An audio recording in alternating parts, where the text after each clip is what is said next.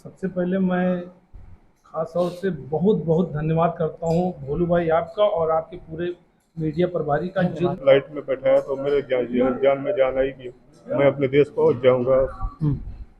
तब आपको उम्मीद हो गई कि अब मैं अपने घर पहुंच जाऊंगा। जी हाँ। घर तक लाने में आपको कितना सहयोग किसका रहा? अफरोज भाई का बहुत बड़ा सहयोग है अफरोज भाई का। और आप मीडिया वालों का भी बहुत बड़ा सहयोग रहा और गाँव वालों का भी बहुत बड़ा सहयोग और दुआएं रही, जिसकी वजह से मैं आज यहाँ तक पहुँचा हूँ। जय हिंद दर्शकों, मैं हूं बोलू जहांगीर। आप देख रहे हैं फाइटर टू। यूपी के सुल्तानपुर का एक युवा अरब देश जिसे सऊदी के नाम से जाना जाता है, उस मामूली कहासुनी के दौरान उस अरब देश का प्रशासन उसको सजा सुना दिया था और जुर्माना, पेनल्टी जिसे कहते हैं, लगभग 32 से 35 लाख रुपए उस पर लगा दिए गए थे। और मैं आपको बताऊं कि उसके साथ साथ जब ये खबर सुल्तानपुर में उसके घर में आई तो लोग दंग रह गए। घर में, परिवार में मातम पसर गया। लोग 35-40 लाख रुपए कहाँ से लाएंगे? ये रमजान की खबर थी। रमजान की खबर में जब मैंने कवर की थी तो वहां के बाद इस खबर के साथ साथ फाइटर टुडे के साथ साथ लोगों ने सहयोग किया। सहयोग करने के बाद इतना सहयोग किया कि आज वो सफीउर रहमान जो सऊदी में फंसा था, आप लोगों के दुआओं से, प्यार से, आशीर्वाद से, फाइटर टुडे की देन से खबर चलने के बाद वो सफीउर रहमान अपने घर वतन वापसी आ चुके हैं। आप लोगों ने बहुत प्यार दिया, बहुत आशीर्वाद दिया, बहुत दुआ दी। उनका जुर्माना जमा कर दिया गया। वो अपनी सजा काट के सुल्तानपुर अपने घर, अपने माँ, अपने बीवी, अपने बच्चों के साथ, आज परिवार के साथ मौजूद है। कहीं ना कहीं ये एक ऐसी खबर थी जिसको लोग जानने के लिए बेताब थे कि आखिर सफीउर रहमान अपने घर पहुंचा या नहीं पहुंचा। तो आइए सफीउर रहमान और उनके परिवार से बात करेंगे और आपको पूरी जानकारी देंगे कि सफीउर रहमान ने क्या गलतियां की थी, क्या वाद विवाद हुआ था वहां पे, कैसे क्या कुछ हुआ था और कैसे सहयोग हुआ था। तो चलिए, कड़ी से कड़ी सजा सुनाई थी और कड़ी से कड़ी पेनल्टी जुर्माना लगाया था। सफीउर रहमान, पहला सवाल, आप अपने वतन वापसी आए, क्या उत्साह आपके अंदर? मैं बहुत खुश हूँ भाई, बहुत खुश हूँ भाई। आप लोग का सहयोग ना होता तो मैं सऊदी जेल में सड़ जाता। सऊदी हुकूमत ने मेरे ऊपर बहुत बुरा जुल्म किया है। सऊदी हुकूमत ने बहुत बड़ा जुल्म किया है। मेरे को 1,33,000 का जुर्माना लगा दिया और सजा भी सुना दी। लगभग 2 साल 8 महीने बाद मैं घर वापस आया हूँ। वहाँ का निजाम बहुत गंदा है, वहाँ का कानून बहुत गंदा है। खाने को जानवरों की तरह देते हैं। अच्छा। आदमी बीमार हो जाए तो हॉस्पिटल नहीं भेजते। हाँ। हाँ। जनता आपको जानना चाहती है सफीउर रहमान कि आपके साथ हुआ क्या था जो सऊदी की प्रशासन ने आपको कुछ सजाएं सुनाई थी, ज्यादा से ज्यादा पेनल्टी लगाई थी और उस पे आप भर ही नहीं पा रहे थे। क्या था वो विवाद? छोटा सा विवाद हुआ था। वो भी कंपनी में काम एम्प्लॉय था, मैं भी एम्प्लॉय था कंपनी में। अच्छा। दोनों काम करते थे। छोटा सा विवाद हुआ था। विवाद के बाद हमारा छोटा सा झगड़ा हुआ था। अच्छा। उसने मुझे मारा, मैंने उसको मारा। अच्छा। छोटा से विवाद के बाद वो सऊदी नेशनलिटी था, इसलिए उसका ज़्यादा सुनवाई हुआ। अच्छा। हम इंडियन और बांग्लादेशी, पाकिस्तानी को ये लोग कचरा समझते हैं। ये लोग का कानून इतना गंदा है, ये लोग हम लोग को इंसान नहीं समझते। जानवरों की तरह रखते हैं, जानवरों की तरह काम कराते हैं। सबसे पैसे भी पहले क्या देखा घर में आके आप? सबसे पहले अपनी माँ को देखा। मेरी माँ रो रो के पागल, उसकी हालत खराब हो गई है। उसका हाल बहुत बुरा है।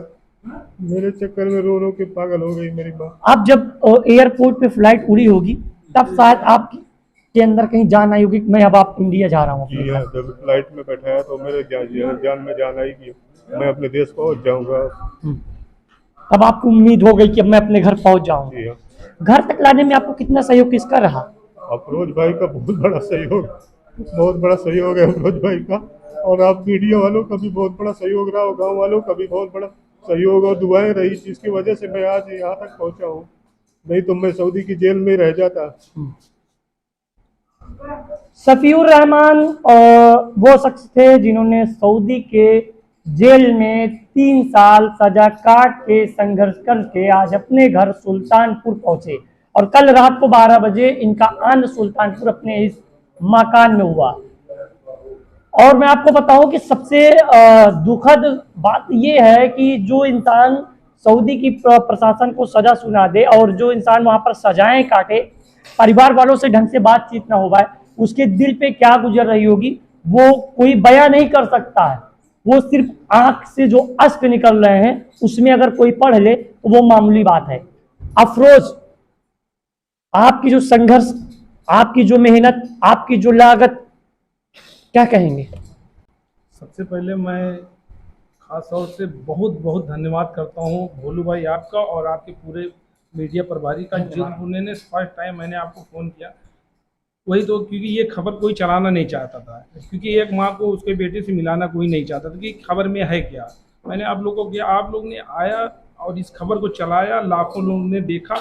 इतना ज़्यादा मैं खुश हूँ क्योंकि कल से क्या मैं बताऊँ कि मुझे नींद नहीं आ रही थी कि बस भाई आ गया मेरा, अब हमको कुछ नहीं चाहिए।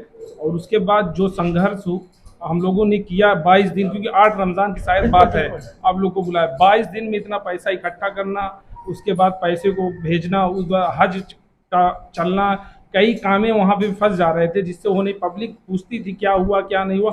हम लोग कितने सवाल का जवाब नहीं दे पा रहे थे क्योंकि जब तक ये आ नहीं सके तो हम लोग इतना ज़्यादा परेशान थे कि एक बार ये आ जाए जनता जान जाए कि हाँ हम लोग ने जो प्रयास किया आप लोगों के सहयोग से, क्योंकि एक लोग का ये प्रयास नहीं है, ये क्रेडिट मैं लेना नहीं चाहता, ये मेरे घर के हैं।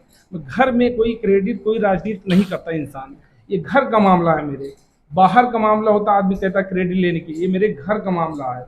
और रही बात, मैं पूरे गांव का, आसपास के जितने भी ग्राम सभा हैं, पूरे जिले की बात कर रहा हूँ, पूरे एरिया की जितने भी, खासतौर से मैं हमारे लाहौती ग्रुप के वत्सन भाई जिन्होंने इतना योगदान दिया। वत्सन भाई का कहना था कि मौलाना उस्मान उनको फ़ोन करके बताए, बाकी हम लोग ने उनसे काफ़ी दिन से जुड़े हुए हैं, उन्होंने उस ग्रुप में जो काम किया है वो लाजवाब है।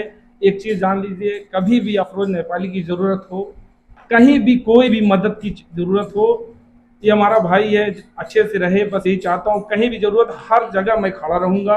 और हमारे बरंजीतपुर के कुछ लोग हैं, हमारे गोल्डन ग्रुप एक संगठन है झलियोहा का, वो है हमारे आसिर सिबलू भाई हैं का, ऐसे पूरे नाम क्या लूँ, कितने नाम हैं। हमारे कलकत्ता के लोग ऐसे हैं जो वहाँ से कलकत्ता से इतने पैसे भेजे हैं कि क्या बताऊँ, कितनी तारीफ कीजिए। बस ये आ गए और हमारे जितने भी गांव के लोग हैं XYZ जो भी हैं, किसी ने 1 रुपये मदद की, किसी ने रात रात यहाँ बैठे रहे, सबको हौसला देते रहे कि घबराइए ना, सब चीज़ हो जाएगा। हमारे टाफी नकौ चचा जो रात दिन हमारे साथ, हम दोनों साथ में कहीं भी जाते थे, दोनों साथ, बहादुरपुर, अमहाट, ताजपुर, ये जितने भी क्षेत्र हैं, एक एक लोगों ने, मैंने अमहाट में एक एक घर जाके हम लोग ने सबसे मिले और सब ने इतनी मदद की कि आज हमारे 20 सफ़ीर रहमान आ चुके हैं।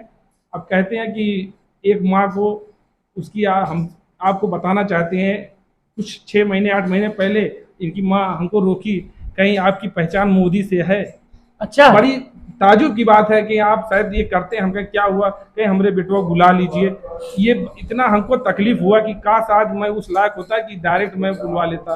और फिर इनकी बीवी को देखते, इनके बच्चों के, इनके बच्चे बीच में कहते हैं मेरे अब्बू कब आएंगे, मुझे बहुत तकलीफ होती थी। ये मेरे घर का मामला था, इसमें कोई क्रेडिट या किसी की बात नहीं है, ये मेरे घर का मामला था। और आज ये आ गए, मुझे इतनी खुशी हो रही है। इनकी माँ की शुगर 500 प्लस थी, आज उनके चेहरे पे इतनी खुशी आई जब ये उतरे ना। कल का मंजर आप अगर होते ना तो देखते, वाकई बहुत, यहाँ का मंजर वाकई बहुत, सब रो भले रहे थे। तबीयत खराब, अम्मा आ गई हैं। और बैठिए, आप बैठिए। तबीयत ठीक है आपकी? तबीयत नहीं ठीक है तो आप आराम करती कहाँ आ गई? बैठिए, छोटू बैठिए। अम्मा बेटे को देखा आप? हाँ भैया। कब आए हैं? रतिया में आए। कैसे पता चला सफीउर रहमान आ रहे हैं?